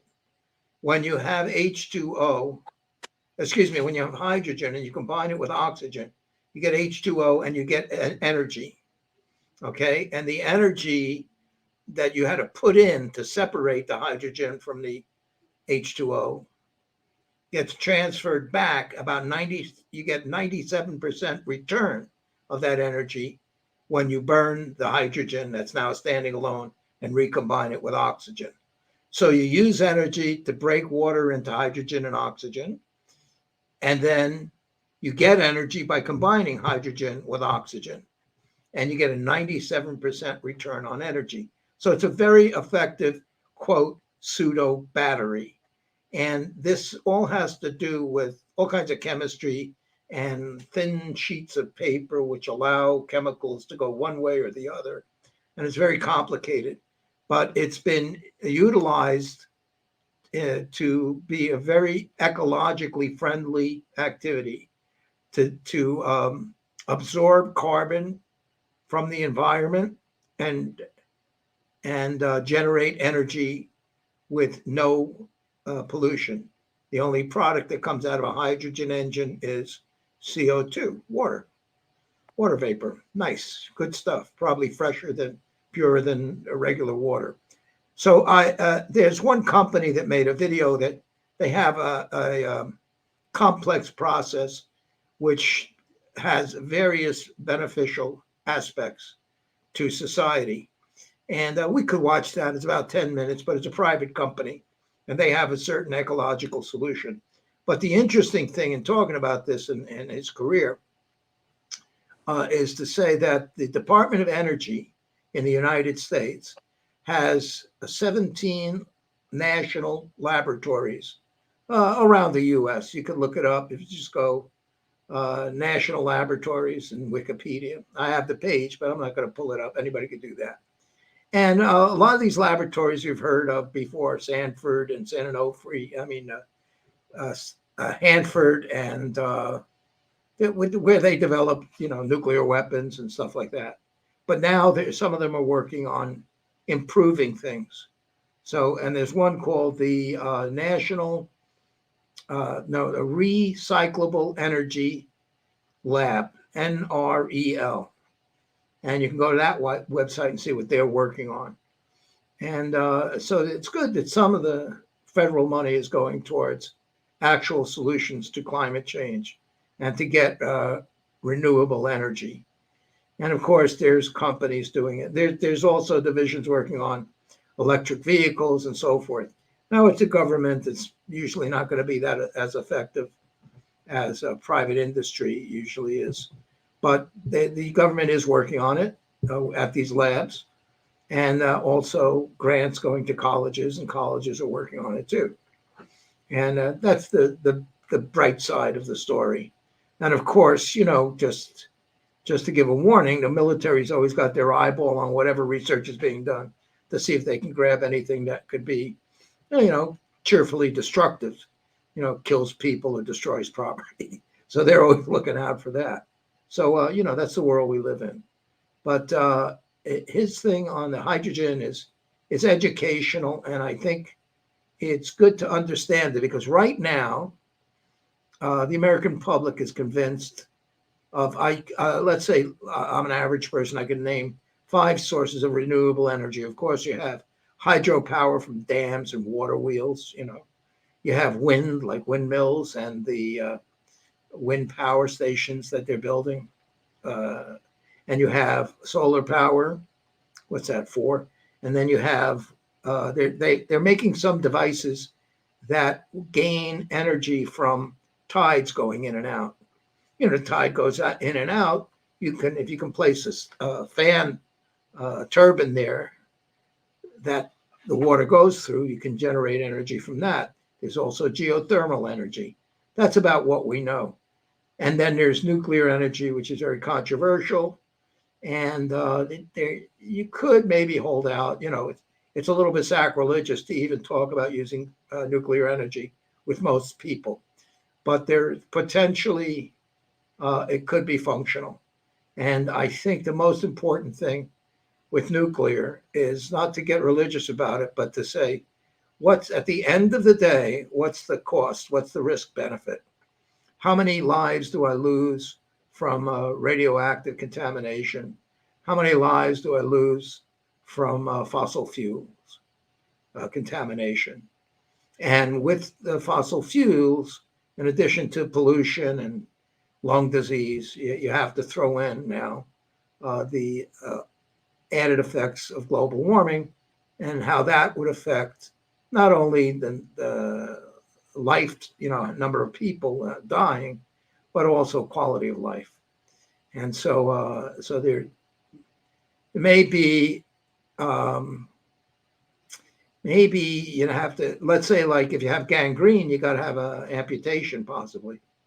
And if you have a society that won't relinquish its privilege to have energy and air conditioning and elevators, escalators, movie theaters, all the things we like, TV sets, and they won't give up on the energy. So they're addicted to fossil fuels.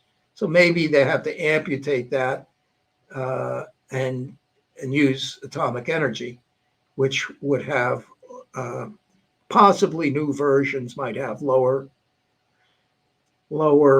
consequences. And the big fields of endeavor are safer nuclear energies, fission systems, thorium, which I really don't understand, thorium reactors, and of course, fusion, which every year they say, oh, it's going to come within 10 years, we'll have it.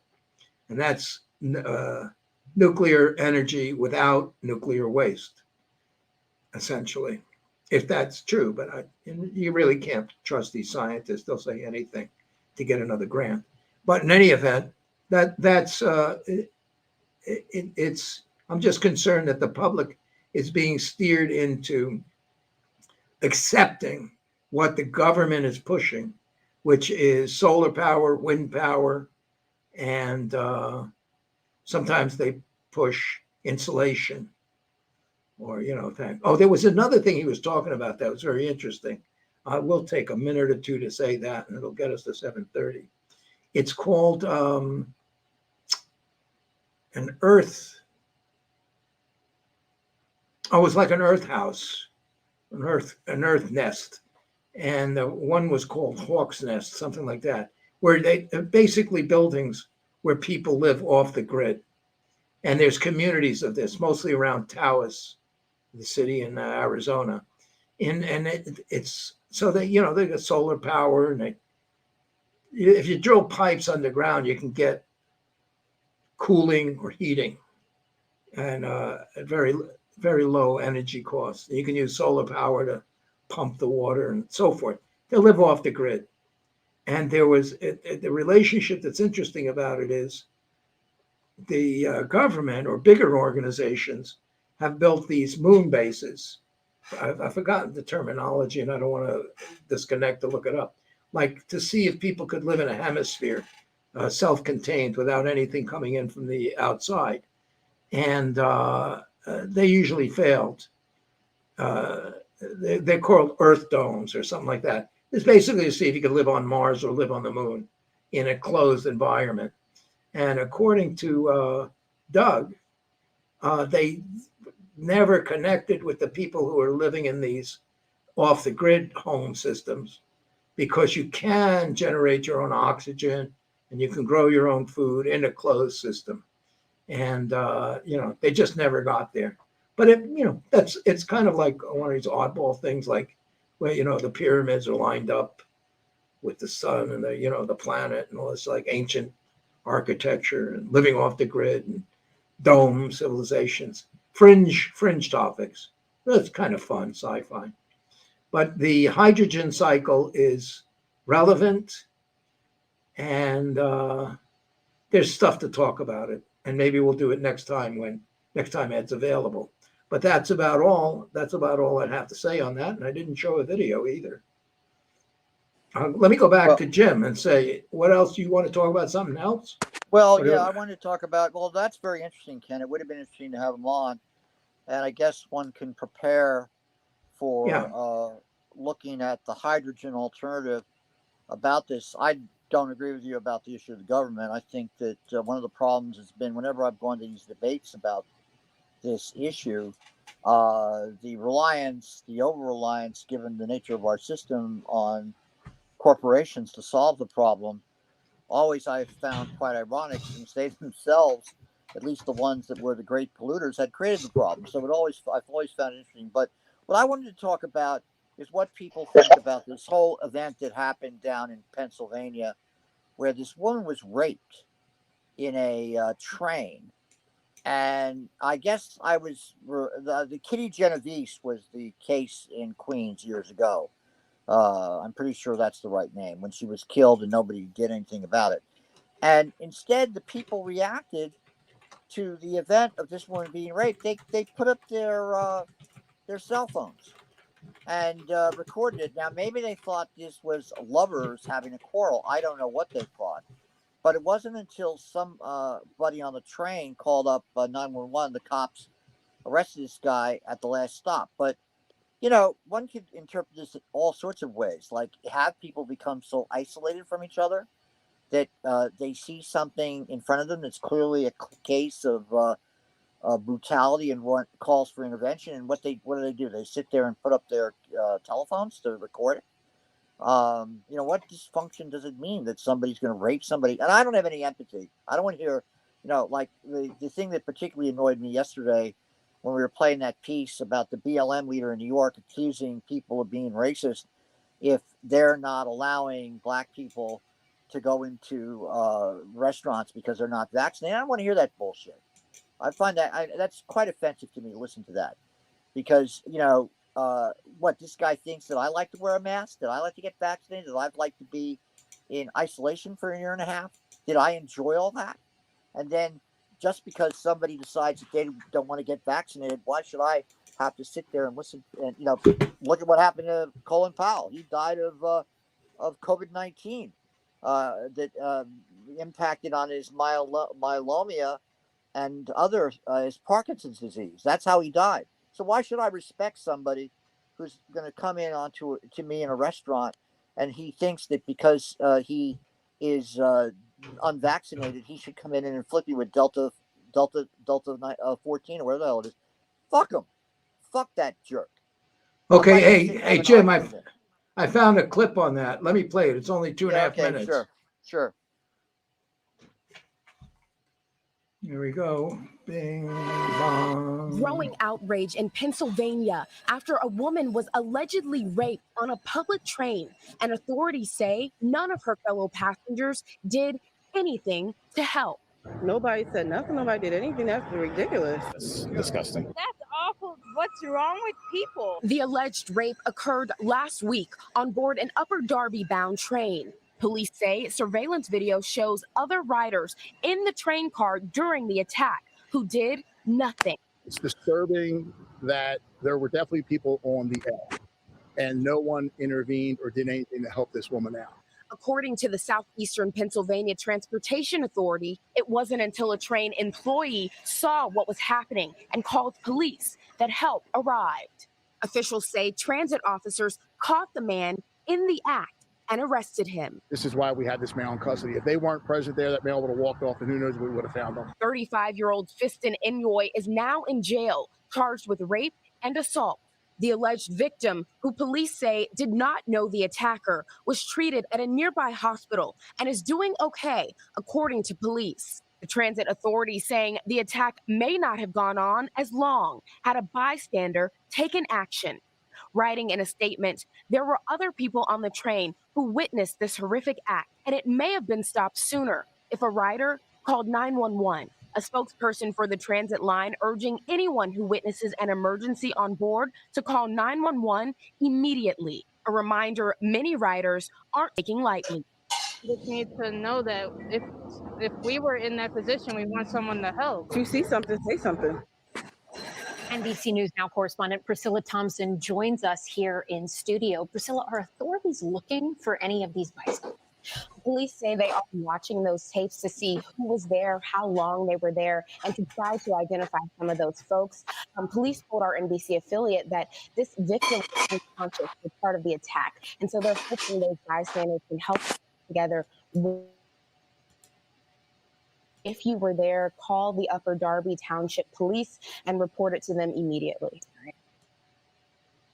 Thanks for watching our YouTube channel. Follow today's top stories and breaking news by downloading the NBC. All right. So No, what do no, people commercial. think about that? What do people think about that? Yeah. Well, I'll do my thing. I'm not impressed one way or the other. It's just a newsy item. Well, every time I see them where they have no data, so they start interviewing people in the street. What do you think about that? Are you outraged? And now if you interview 50 people, and when you got some reactions that you think will look good on the news, then you can go home. So they know what they're looking for in terms of reactions from the public, and they just interview people until they get something that'll fit the bill to tell the story. That means they don't have any facts or they're withholding something.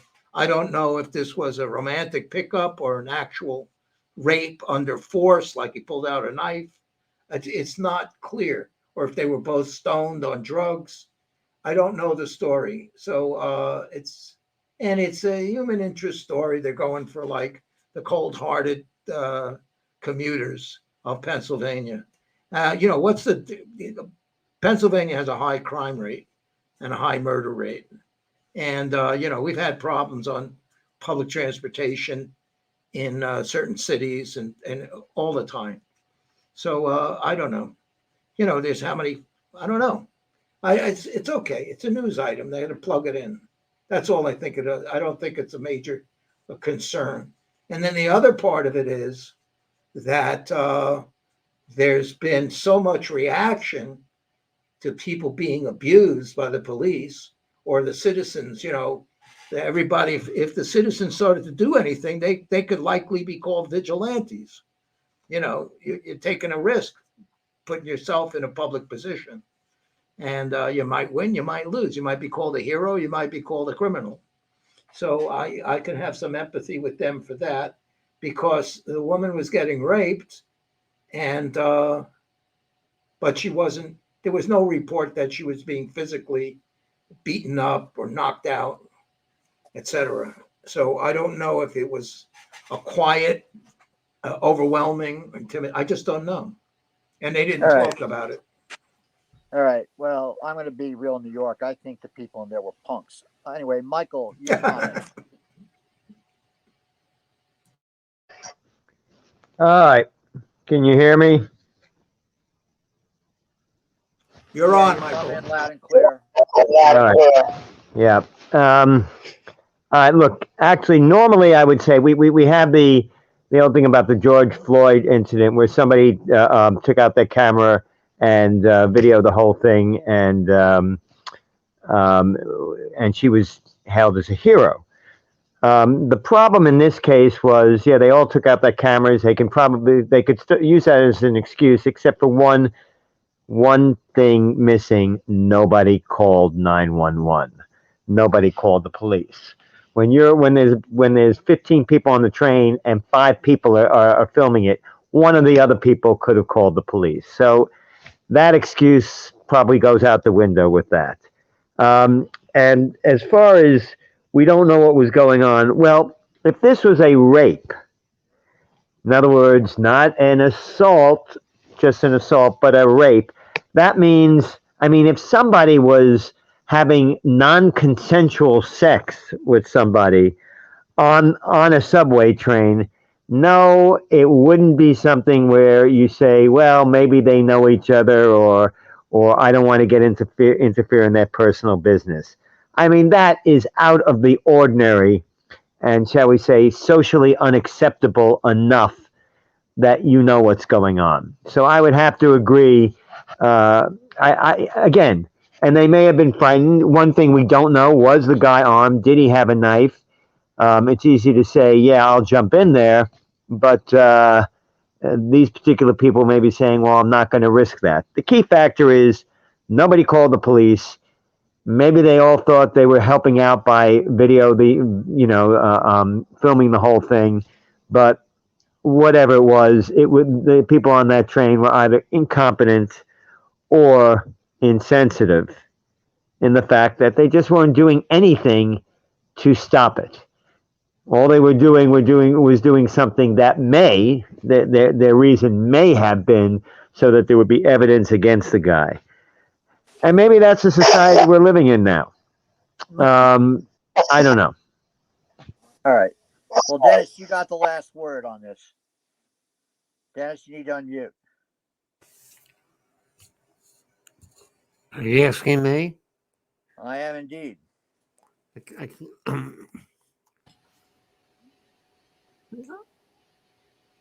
What I think of it, it happened in the 1960s. There was an incident in Queens that was someone was being assaulted and nobody did anything. And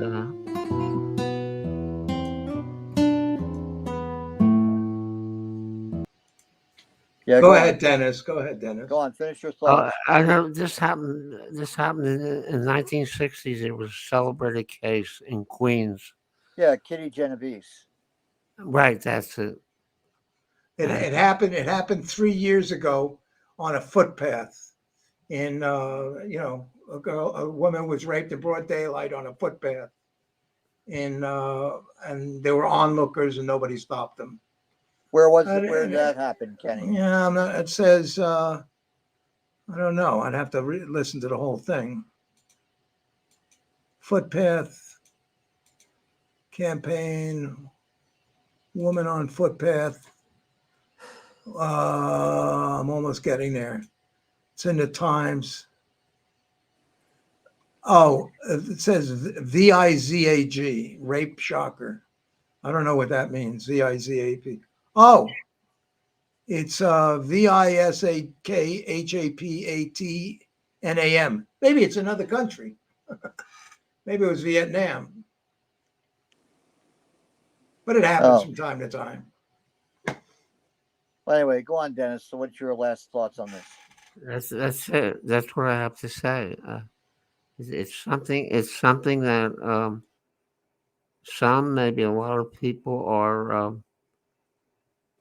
They think they should stay out of this stuff, whatever's happening. They don't feel.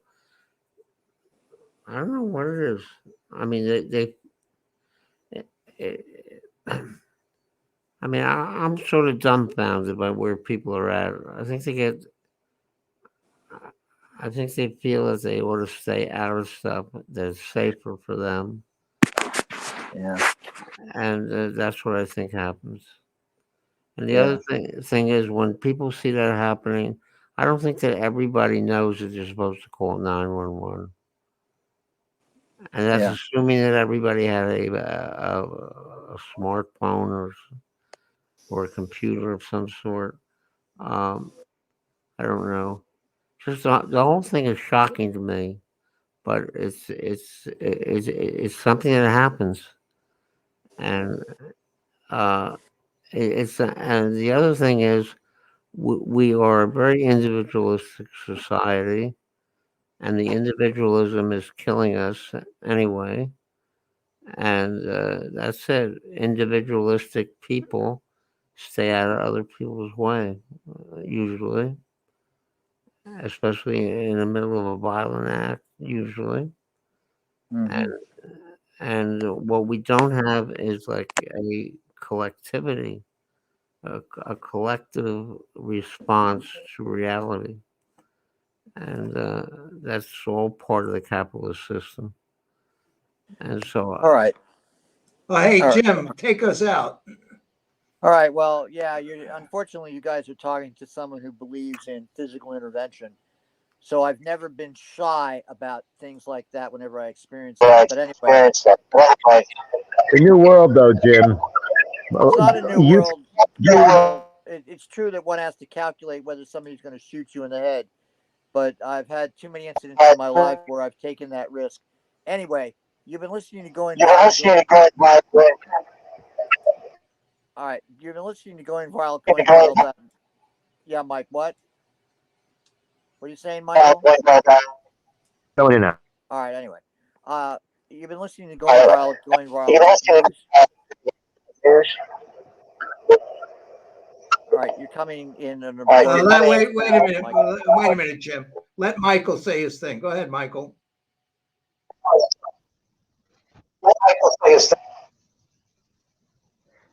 No, hello.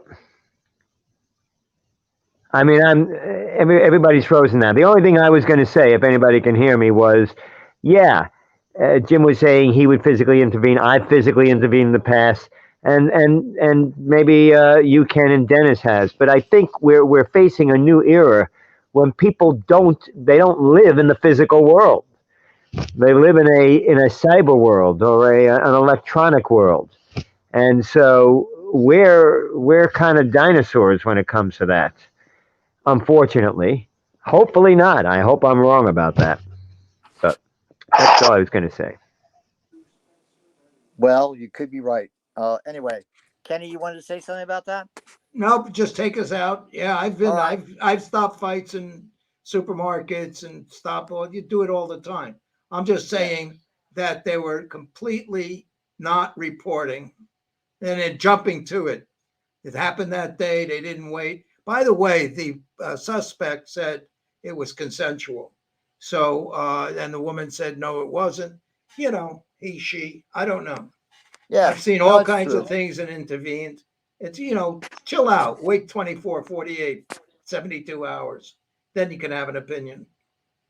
Right. Okay, well, take us out, You're right Mike. about that, Kenny. Take You're us right out. about that, Kenny. You're right about that, Kenny. Well, anyway, you've been listening to Going Viral, goingviral.news. My name is Jim Dingeman. This is the October 19th edition.